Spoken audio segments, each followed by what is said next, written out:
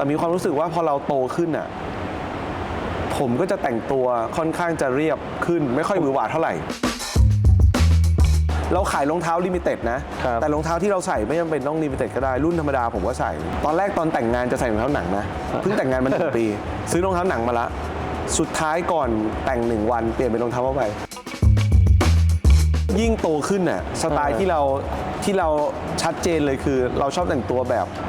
สบายเน้นความสบาย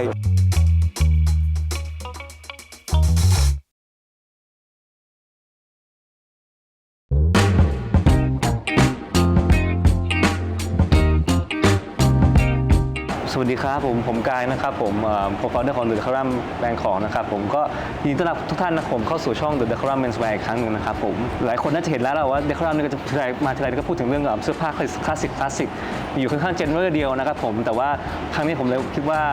อยากจะลองพาหลายๆคนละกันไปเปิดโอกาสพูดคุยกันกับเจนเนอร์ของเสื้อผ้าพวกเป็น Menswear อีกแนวหนึ่งนะครับผมก็คือแนวสตรีทนั่นเองวันนี้ก็เลยเชิญ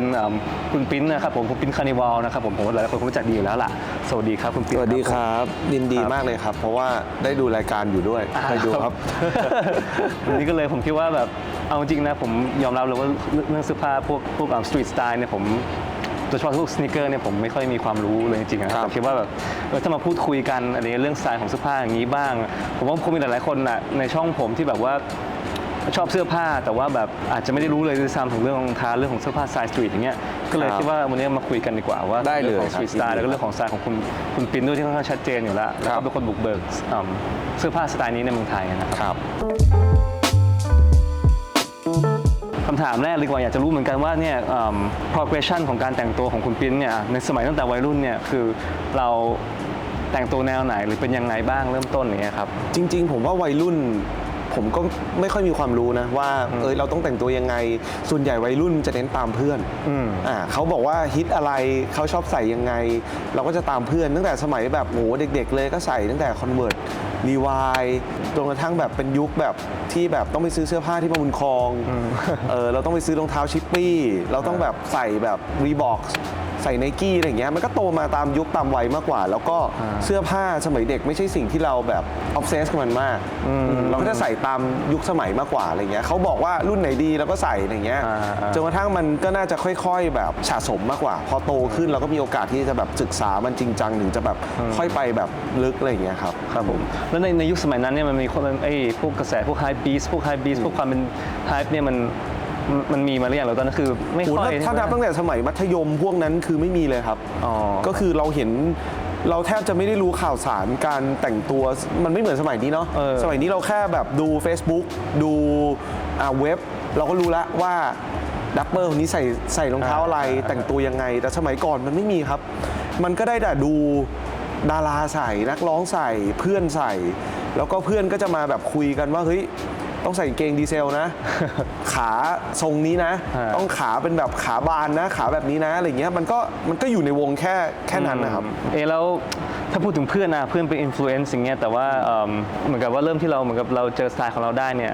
ตอนช่วงอายุไหนล่ะตอนนั้นอ่ะเริ่มไม่นานมานี้นะคือแบบในยุคที่มีโอกาสได้ไปต่างประเทศเราไปเห็นว่าแบบเฮ้ยมันมีแบรนด์แบบเนี้ยในเมืองนอกนะมีร้านแบบนี้ในต่างประเทศนะเราถึงเริ่มช่วงนั้นมันถึงเริ่มเปิดกว้างมากขึ้นตอนที่ไปผมเคยเห็นวิดีโอที่สัมภาษณ์บางเจ้าตอนที่แฟนอังกฤษหรือเปล่าหรือว่าใช่ครับอันนั้นมีส่วนเยอะเลยที่แบบทำให้เราไปเห็นแบรนด์หลายๆแบรนด์ทำให้เราเปิดโลกประกอบกับช่วงนั้นมันเป็นช่วงที่แบบก็อินเทอร์เน็ตโซเชียลมีเดียมันก็เพิ่งมาพอโซเชียลมีเดียมาเนี่ยมันก็กลายเป็นโอ้โหมันกว้างกว่าเดิมเยอะเลยอังกฤษนี่แต่ตอนนั้นมันคงไม่มีพวก encoding คงไม่มีอะไรไม่มีแน่นอนมีแค่ร้านรองเท้าสนีกเกอร์ชื่อว่าร้านไซส์กับร้านฟู้ดพาโทรอะไรอย่างเงี้ยมันก็จะโอ้เอ็นโคติ้งยังไม่มีแน่นอนมาหลังๆอะไรเงี้ยตอนนั้นมันจะแบบเน้นรองเท้าเป็นหลักเสื้อผ้าเราอาจจะยังไม่ค่อยรู้เรื่องรองเท้าเนี่ยเป็นตัวที่ทำให้ผมนำไปรู้จักเสื้อผ้านะผมชอบที่ตัวสนีกเกอร์ก่อนแล้วพอรองเท้าสนีกเกอร์มันไปคอลแลบกับแบรนด์เสื้อผ้าเราถึงไปรู้จักแบรนด์เสื้อผ้าคือรองเท้ามันเหมือนเป็นของที่วัยรุ่นชอบวัยรุ่นก็จะชอบรองเท้ากางเกงยีน เสื้อยืด แต่เพียงแต่ว่าสมัยก่อนที่เราเริ่มเป็นรองเท้า เพราะว่าเสื้อผ้าเราไม่ค่อยรู้จักเราอาจจะไม่ลึกว่าอุ้ยต้องเป็นแบรนด์นี้นะเสื้อผ้าแต่เราเห็นอันไหนสวยแล้วก็ใส่ หรือยกเว้นแบรนด์ที่อย่างที่บอกอะดีเซลคนที่เขาฮิตกันเพื่อนเขาบอกอะไรเราก็ใส่ตามนั้นอะไรอย่างเงี้ยแต่รองเท้ามันเป็นอะไรที่มันอาจจะดูง่ายกว่าเสื้อผ้า อย่างเช่นเรารู้จักละ Nike Reebok Adidas Vans Converse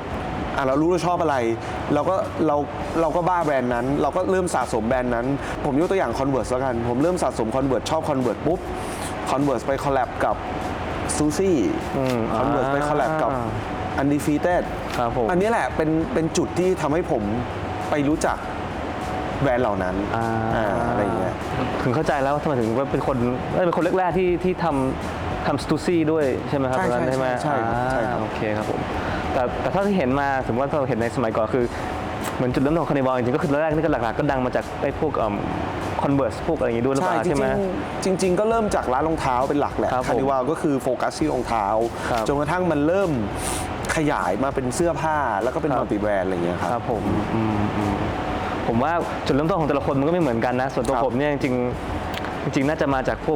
กเสื้อผ้าแจ็คเก็ตอะไรเงี้ย ครับ อะไรเงี้ยมากกว่าแล้วแต่ผมจะชอบเสื้อผ้าแบบสไตล์กึ่งๆแบบซาโทริโอญี่ปุ่นเวลาไป ครับ พวกอินเตอร์แอโร่พวกบีมอย่างเงี้ยครับผมแล้วมันก็ทำให้แบบไล่คอนเซปต์มามันก็จะคล้ายๆกันก็แจ็คเก็ตแล้วก็เป็นรองเท้าหนังอะไรเงี้ยต่างๆ จริงๆชอบเหมือนกันนะ เพราะผมเป็นสายญี่ปุ่นเหมือนกัน ใช่ อย่าง United Arrow Beam ก็เป็นร้านโปรดผม แต่ว่า United Arrow และ Beam เขาก็มีเสื้อผ้าหลายแบบแบบฟอร์มอลก็มี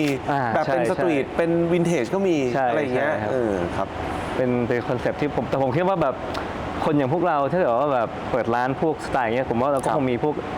ก็คงแอบไป สไตล์ที่ชอบแบรนด์ที่ชอบ อะไรอย่างเงี้ย ใช่ ผมว่าอะไรอย่างเงี้ย ใช่ครับ ทีนี้เราคุยถึงเรื่องของจุดเริ่มต้นแล้วกันในเรื่องของ past นี่เราถึงจุด present บ้างว่าอยากรู้เหมือนกันว่าตอนนี้คุณปิ้นเนี่ยผมว่าแน่นอนคนรู้จักคาร์นิวัลอยู่แล้วแต่ว่าอันอื่นๆเนี่ยปัจจุบันนี้ทำอะไรบ้างครับผม จริงๆ ก็ยังโฟกัสที่ธุรกิจที่เกี่ยวกับแฟชั่น แล้วก็รองเท้าเป็นหลักนะคือจริงๆ นอกจากคานิวัลเองผมก็จะทำแบรนด์ที่ชื่อว่า Tower Box จะเป็นแบรนด์ที่เป็นกล่องสำหรับใส่รองเท้า เก็บรองเท้าอะไรเงี้ยแล้วก็เราก็จะมีขายใน Lazada Shopee มีขายออนไลน์ด้วยอะไรเงี้ยครับ ครับผม หลักๆก็จะประมาณนี้ แล้วก็มีทำร้านอาหารร้านกาแฟด้วยนิดหน่อยอะไรเงี้ยครับ ครับผมแล้วนอกจากนี้มีแบบว่าผมคิดว่าในฐานะที่เป็นร้านรีเทลแล้วผมคิดว่าเป็นรีเทลที่ค่อนข้างเกี่ยวข้องกับ culture มากๆอย่างเงี้ย ครับ มีแผนที่แบบว่าอยากจะสุดท้ายเนี่ยเอ็นโกเลยอาจจะมีแตะอะไรที่เป็น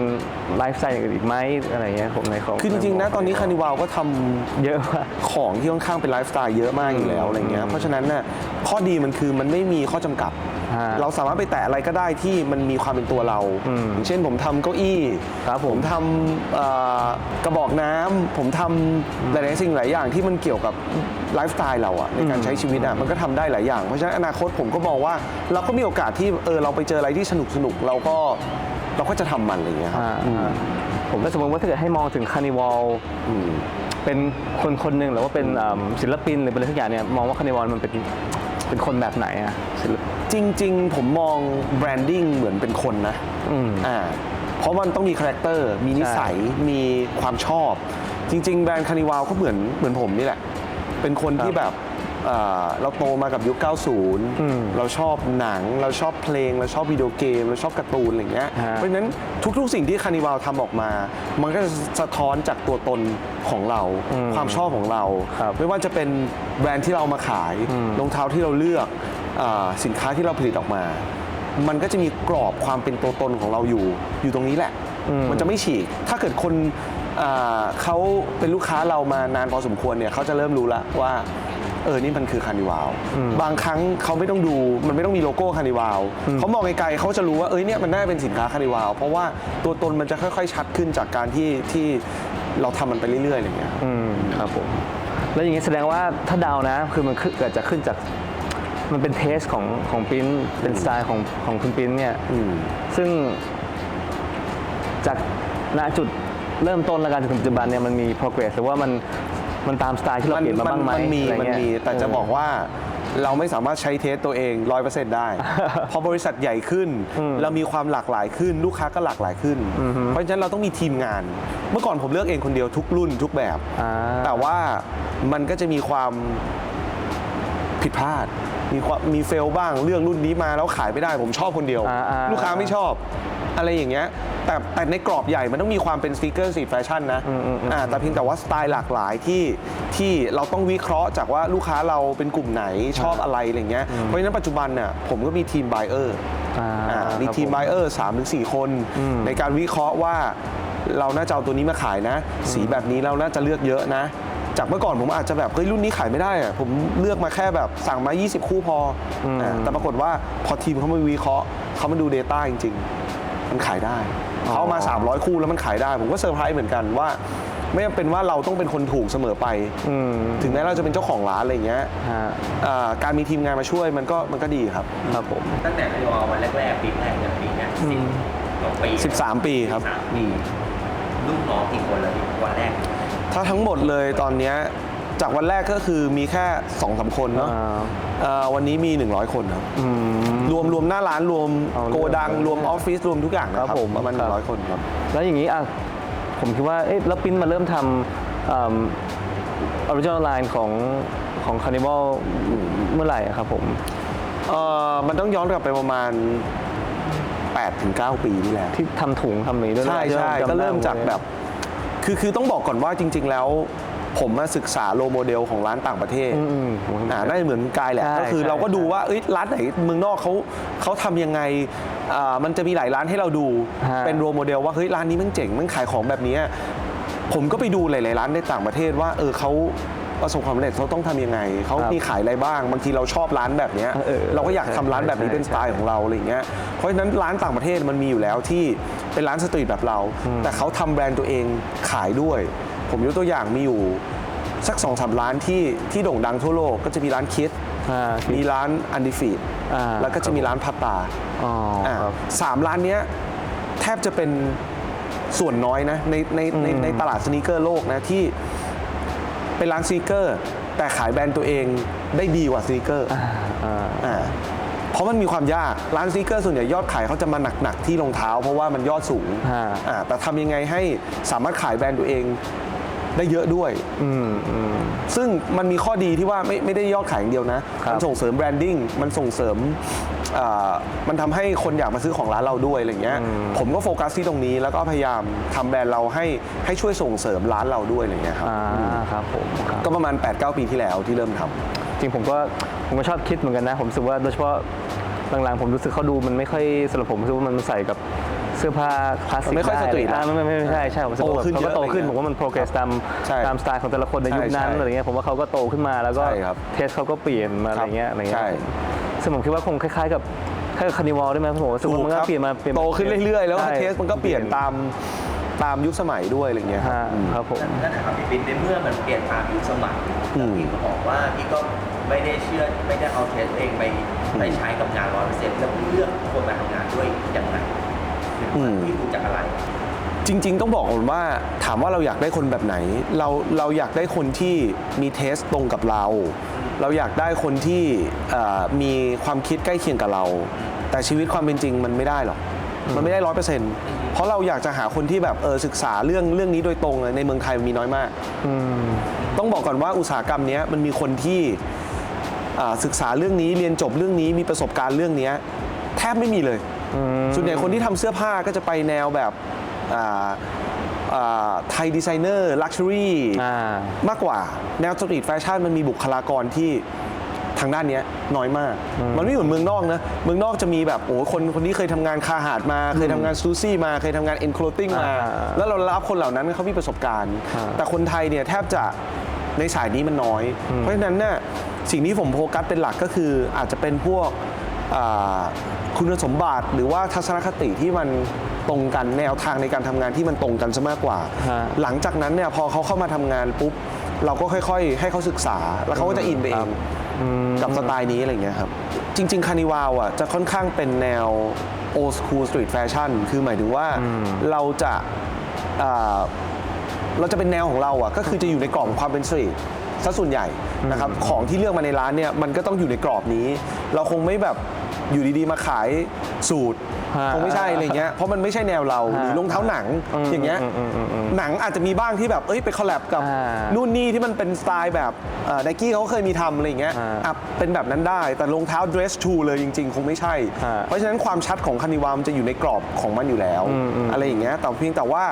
ทุกแบรนด์ที่เลือกมาเนี่ยมันต้องอยู่ในวิชั่นเดียวกับเราอ่ะอยู่ในเขาเรียกว่าอะไรคอนเซปต์คล้ายๆอันเดียวกับเรา แต่ผมก็จะไม่ได้แต่งตัวคือทุกแบรนด์ที่ผมเลือกมาผมใส่ได้ชอบใส่ได้ แต่ก็อาจจะไม่ได้ใส่ทุกแบรนด์ครับผมเพราะเราก็เลือกมาขายให้ลูกค้าด้วยเราไม่ได้เลือกใส่เองใช่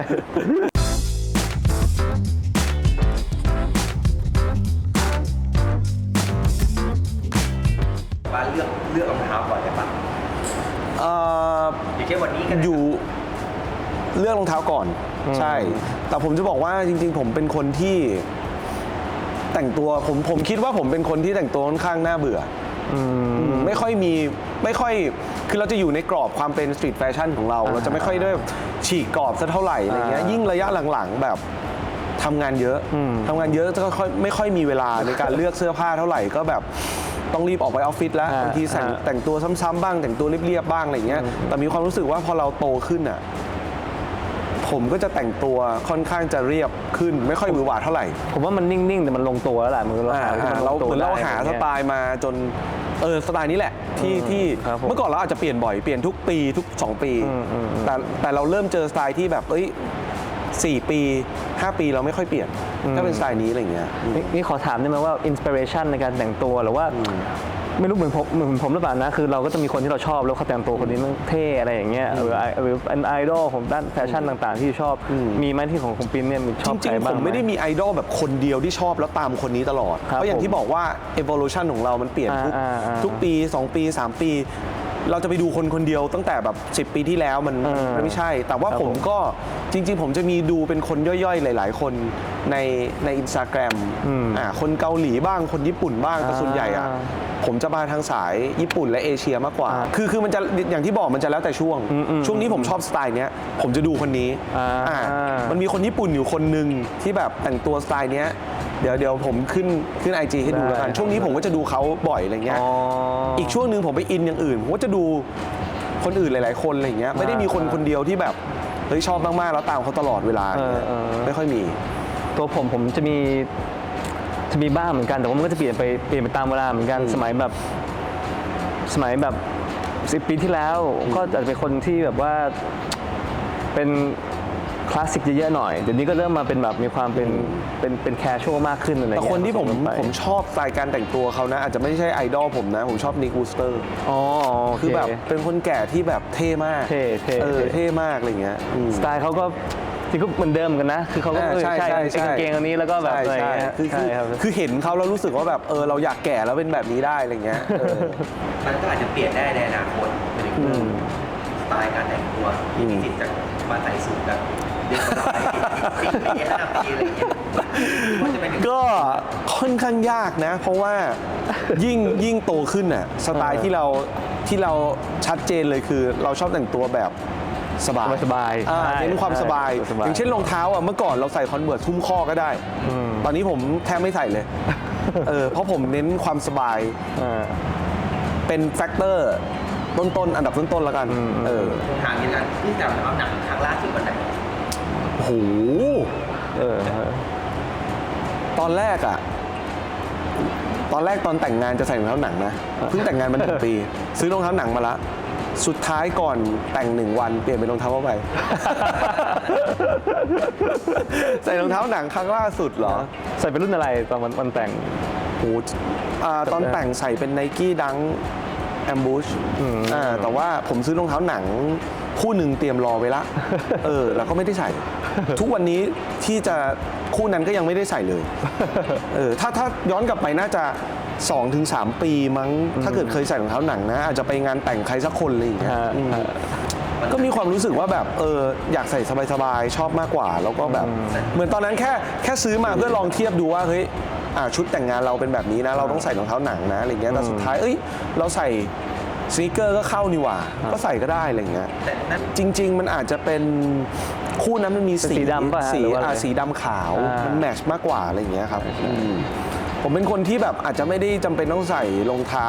เราขายรองเท้าลิมิเต็ดนะ ครับ แต่รองเท้าที่เราใส่ไม่จำเป็นต้องลิมิเต็ดก็ได้รุ่นธรรมดาผมก็ใส่ มีซีเรียสเรื่องลุคตัวเองที่ต้องเลพิเศษร้านครับ ผมไม่ได้มีทั้งซีเรียสและไม่ซีเรียส คือณปัจจุบันจริงๆอ่ะ ถ้าคนสังเกตดีๆ จะเห็นว่าผมไม่ได้ใส่แบรนด์อื่น ผมใส่แต่แบรนด์คานิวาของตัวเอง มันมีอยู่ 2 เหตุผลก็คือเหตุผลแรกคือผมชอบ เพราะผมทำเองมันคือพอเราทำเองเยอะๆมากๆ จนเราชอบมากๆแล้วอ่ะเราก็จะใส่แต่ของเรา เหตุผลที่ 2 ก็คือผมใส่แล้วรู้สึกว่ามันคือตัวเรา แล้วถ้าเราทำของออกมาขายแล้วเราไม่ใส่เองอ่ะ ใช่ แล้วลูกค้าจะเชื่อได้ไงว่าเราของมันดีจริงอะไรอย่างเงี้ย ถามคุณปิ๊นหน่อยว่าแบบมีโปรเจกต์หรือมีอะไรงานไหนบ้างที่แบบว่าตั้งแต่ทำมาเนี่ยเป็นสิ่งที่แบบรู้สึกว่า คือ โดนสุด โอ้โหจริง ๆ มันตื่นเต้นทุกครั้งนะ ใช่ ทุก ใช่ โปรเจกต์ที่เราทำอะไรอย่างเงี้ยคือจริง ๆ มันแยกเป็น 2 ส่วน ส่วนแรกคือ collaboration collaboration เสื้อผ้าเนี่ยผมก็รู้สึกว่าดีใจทุกครั้งที่แบบมันขายหมด แล้วมีคนมาแบบรอคิวหน้าร้านอะไรเงี้ยมันเป็นผลลัพธ์ที่แบบเราเหนื่อยมาแล้วเรารู้สึกว่าคนชอบมัน อันเนี้ยเราดีใจคือเมื่อก่อนเนี่ยเราขายรองเท้ารุ่นลิมิเต็ดแล้วมีคนมาต่อคิวหน้าร้านมันยังไม่ภูมิใจเท่าของที่เราทำเองผลิตเองดีไซน์เองออกแบบเองแล้วเราขายแล้วมีคนมาซื้อจนหมดผมว่านั้นมันคือความภูมิใจยิ่งกว่าเราขายรองเท้ารุ่นไหนทุกรุ่นอะไรอย่างเงี้ย ใช่ แล้วก็ต่อมาเวลาเราทำคอลแลบแล้วมีคนมาต่อคิวเราเข้าใจได้ว่าเพราะมันเป็นคอลแลบอาจจะเป็นเพราะเราไปทำกับ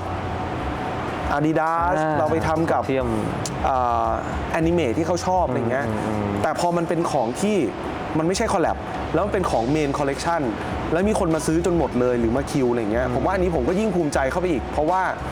มันคือของที่เป็นเพียวแบรนด์เราล้วนๆเลยอะไรเงี้ยครับ ผมว่าความรู้สึกมันคือมันรู้สึกว่าเฮ้ยคนเขาชอบจากที่ จากที่ ตัวแบรนด์เราจริง มันเป็น จากเรา แบรนด์ จริง จริงๆ ใช่อย่างเงี้ย ครับ ผมรู้สึกว่าเป็นอันนี้เราก็รู้สึกว่า อย่างผมเนี่ยขายได้ผมรู้สึกว่ามันเฮ้ยเราทำได้โดยเขาไม่สนใจยี่ห้อว่าจะเป็นยี่ห้ออะไรด้วยซ้ำอะไรเงี้ยผมว่านี่เป็นสิ่งที่คนทำร้านก็น่าจะน่าชอบอยู่แล้วอะไรเงี้ย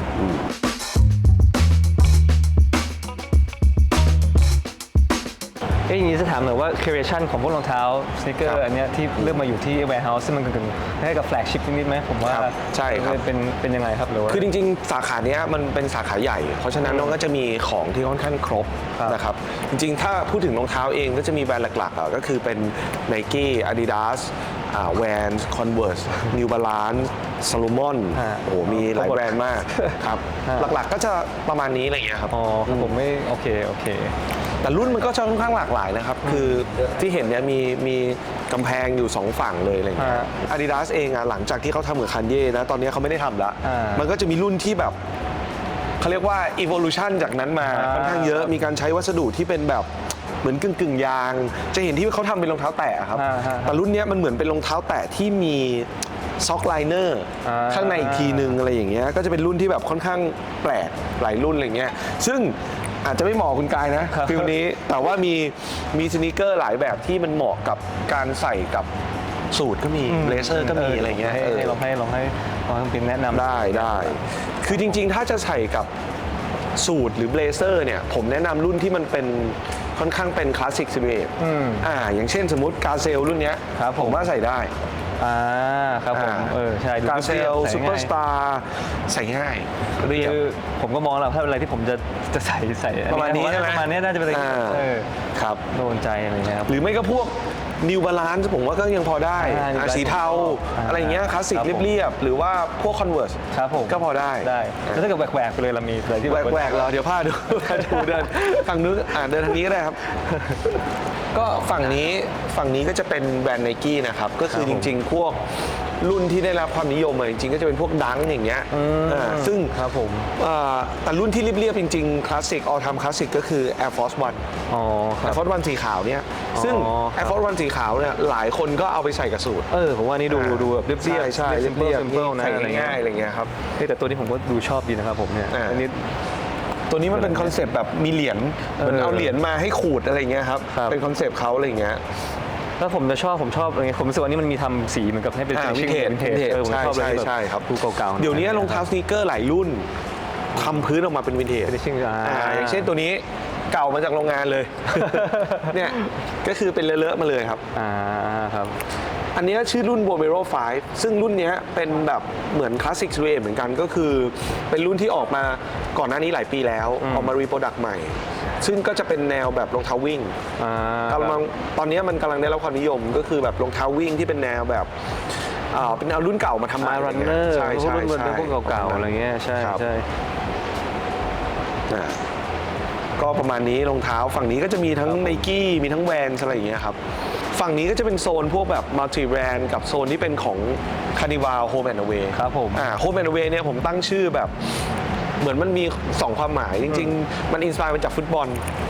ทีมเย่าทีมเยือนอะไรเงี้ยแต่ Home and Away มันคือของที่จริงๆความหมายตัวตรงคือใช้ได้ทั้งเราอยู่บ้านแล้วก็เราออกไปข้างนอกก็จะเป็นพวกแบบกระเป๋าเก้าอี้แคมป์อุปกรณ์แบบกล่องข้าวอะไรเงี้ยครับอย่างเนี้ยผมคอลแลบกับแบรนด์ Black and Bloom ครับผม เป็นแบรนด์ของอังกฤษใช่ซึ่งเขาทำพวกกล่องข้าวอะไรอย่างเงี้ยครับก็เป็นกระติกน้ำเป็นอะไรพวกเนี้ยครับก็มีของที่เป็นไลฟ์สไตล์หลายอย่างโซนนี้เป็นไลฟ์สไตล์ทั้งหมดเลย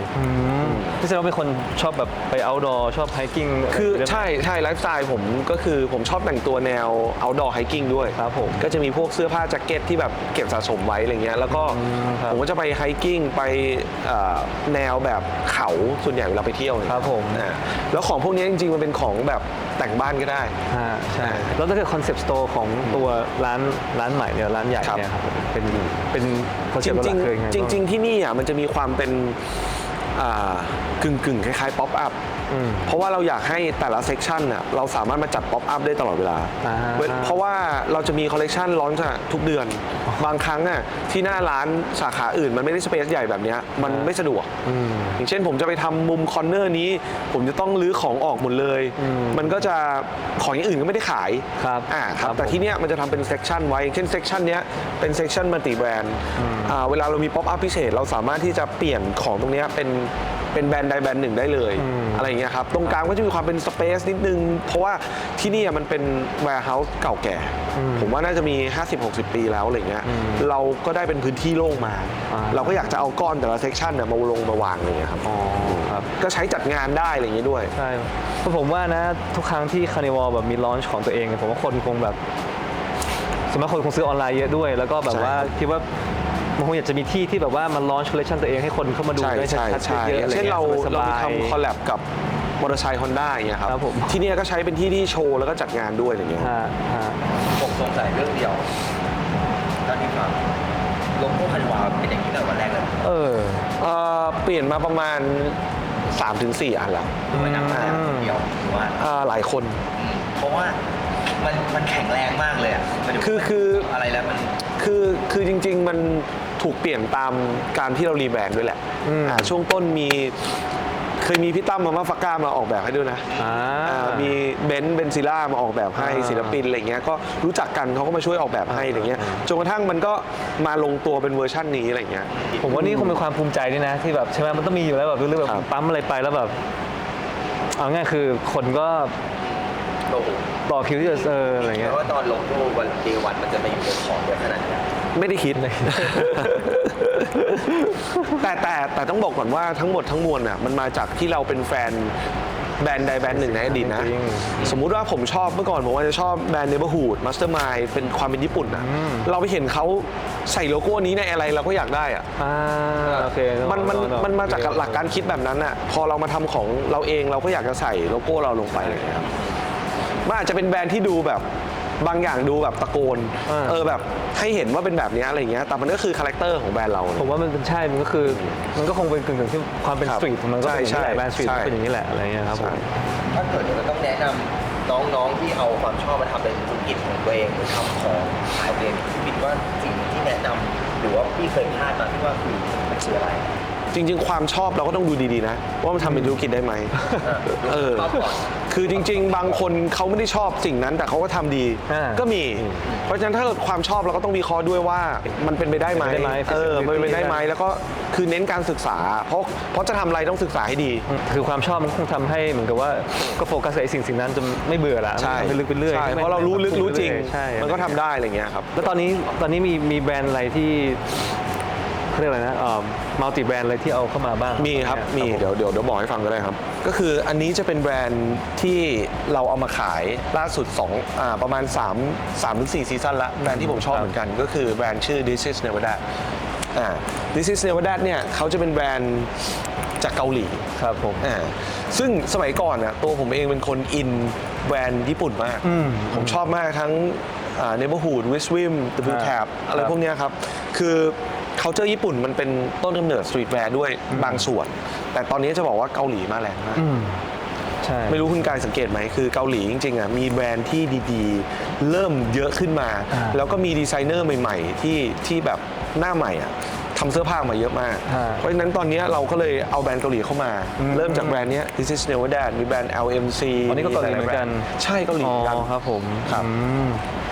ผมก็เห็นแล้วแหละพวกโดยเฉพาะพวกไอ้ในแฟชั่นพวกแฟชั่นวีคเองก็ตามแต่ว่าดีไซเนอร์เกาหลีที่ไม่ได้สตรีทนะแต่ว่าแบบพวกแบบแพงขึ้นมาเนี่ยก็มีผมก็เห็นมีเยอะเหมือนกันคิมเทคิมเนี่ยผมไปดูมาก็ทำฉากไว้เหมือนกันเป็นแบรนด์เสื้อผ้าผู้หญิงแต่ว่ามันก็ทำโอคาทัวร์ ใช่ตอนนี้เกาหลีมาแรงเลยครับ คนญี่ปุ่นเองก็ยอมรับเยอะเหมือนกัน ใช่คุยก็อยู่ว่าเกาหลี คืออย่างแบรนด์ This is Nevada เองเนี่ยเป็นแบรนด์กึ่งสตรีทเองที่แบบเพิ่งไปเปิดช็อปที่ญี่ปุ่นด้วยนะมันมีไม่เยอะนะที่เป็นแบรนด์เกาหลีที่ไปเปิดช็อปญี่ปุ่นได้อะไรเงี้ยครับ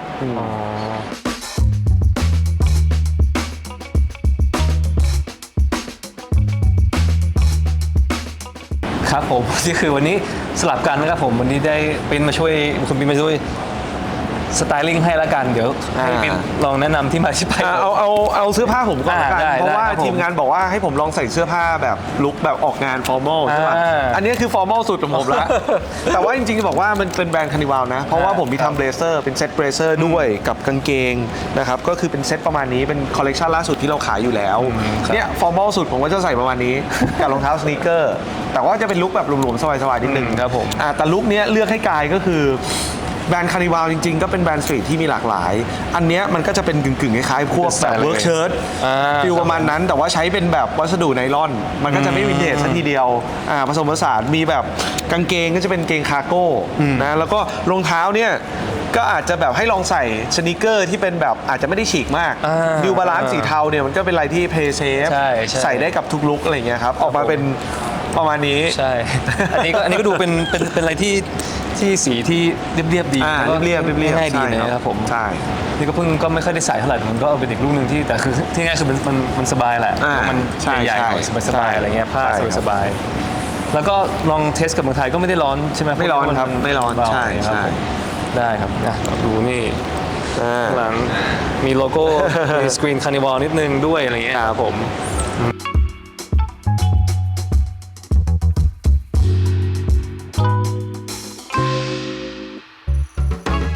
วันนี้ก็ขอบคุณปิ้นมากครับผม ได้ครับยินดี ที่ช่ว ครั ย บ พาทัวร์แล้วก็คุยกันเรื่องเสื้อผ้านี่แหละแล้วก็ ครับ ขอบคุณน้องๆในทีมด้วยที่พิชไอเดียนี้มาพี่ว่าก็เป็นอะไรที่ผมก็ไม่มีความรู้เหมือนกันแล้วผมคิดว่าแบบผู้ชายสายกึ่งแบบสไตล์พวกเราเองก็คงอยากจะรู้เหมือนกันว่ามันมีอะไรบ้างในโลกของสตรีทโดยเฉพาะรองเท้าพวกเบสิกอย่างเงี้ยที่ผมเนี่ยครูเลสเลยนะครับผมก็วันนี้จริงๆก็ดีใจด้วยแหละเพราะผมคิดว่าได้มาคุยในฐานะที่แบบเราเป็นคนทำคอนเทนต์2ก็คือเรื่องของที่ว่าทั้งสองคนทำรีเทลมาจากความชอบ เหมือนกัน มาจากความชอบที่เราชอบในแบรนด์ไหนเราก็อยากจะเอามาขายอะไรเงี้ย ใช่ ผมมองว่าธุรกิจมันก็ได้แชร์ไอเดียกันอะไรเงี้ยยินดีครับ ใช่ครับผมว่ายังไงอนาคตมีอะไรอาจจะถ้าเป็นไปได้อาจจะมีทำอะไรด้วยกันได้ก็ได้ ได้ คนอะไรเงี้ย ได้ ผมมีโอกาสอะไรเงี้ย ได้ ผมก็จะเชิญมางั้นก็ขอบคุณมากทุกคนมากขอบคุณคุณพี่อีกทีกันนะครับ ขอบคุณครับ สวัสดีครับ